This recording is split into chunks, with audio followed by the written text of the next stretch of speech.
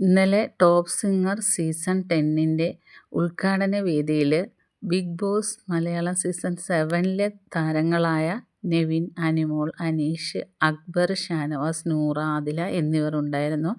അതിൽ ആ വേദിയിൽ വെച്ച് നെവിനും അനിമോളേയും തമ്മിൽ ഒരു മത്സരം സംഘടിപ്പിച്ചിട്ടുണ്ടായിരുന്നു. തീറ്റ മത്സരം, ബണ്ണ് തീറ്റ മത്സരമായിരുന്നു.